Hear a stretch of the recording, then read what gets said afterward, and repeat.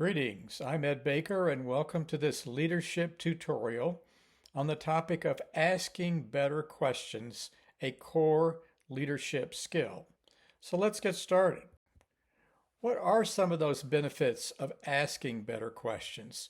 These are familiar to you, no doubt, but I wanted to share a few thoughts here that asking better questions really empowers others to think deeply, to stimulate reflective thinking, to challenge assumptions, and often to evoke even more questions.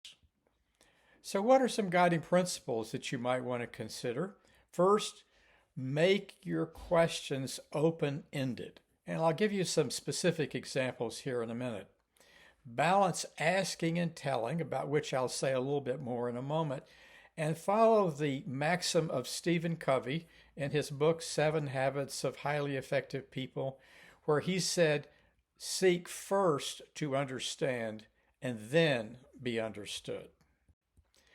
So, what does it mean to balance telling and asking? Here's a slide that was produced by the Center for Creative Leadership in North Carolina, which shows a continuum of behavior. On the left-hand side, this is the telling side of this slide, where you're involved often in solving a problem or basically giving advice.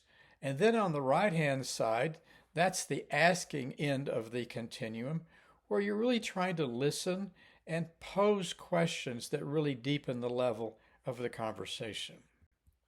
So what might some tactics be that you can consider?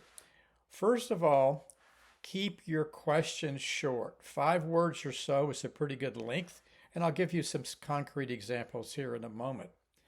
Use what and how questions as opposed to yes/no questions.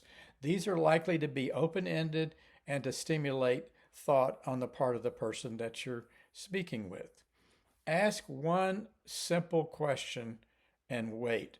Don't answer your own question. That happens from time to time. Just take time and wait for that person to respond to your question, and keep your tone soft. These are specific tactics that you can utilize. Well, here are some examples of better questions. All of these are short, as you can see. They begin with the word what even. What will success look like? What should we do? What are our critical success factors? And then what might get in the way?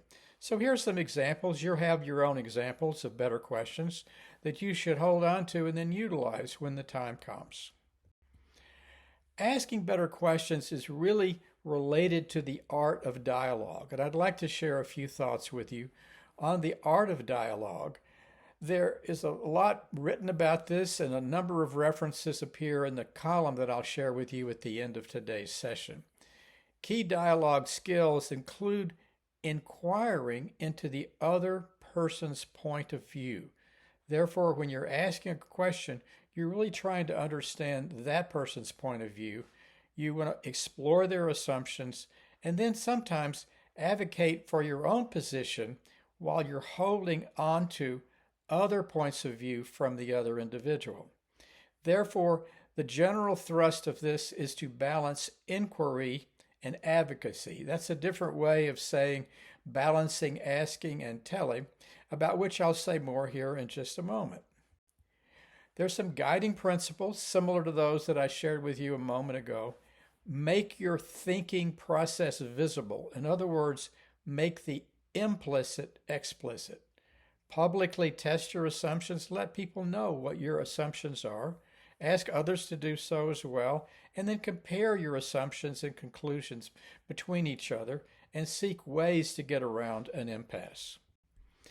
One tool for doing this is something called the ladder of inference. This was a metaphor developed by Chris Argyris at MIT a number of years ago.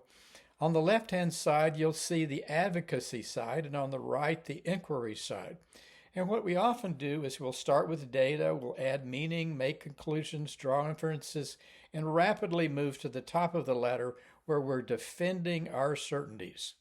Well, this can be an issue if you go up the ladder too quickly and stay at the top. So how does one then navigate this ladder of inference? Well, first of all, there are protocols that you can consider to improve your advocacy skill. Walk up the ladder slowly, not rapidly, and state your assumptions along the way and the data that led to them, and then publicly test your conclusions and assumptions, as I said a moment ago. Then there are protocols for actually walking down the ladder, metaphorically speaking, to improve your inquiry skills. Ask others to make their thinking process visible. What's leading you to conclude that? And you ask that kind of a question to really get a better understanding of what's leading to the thinking that the other person might have. Gently walk others down the ladder and discover the data that they're using.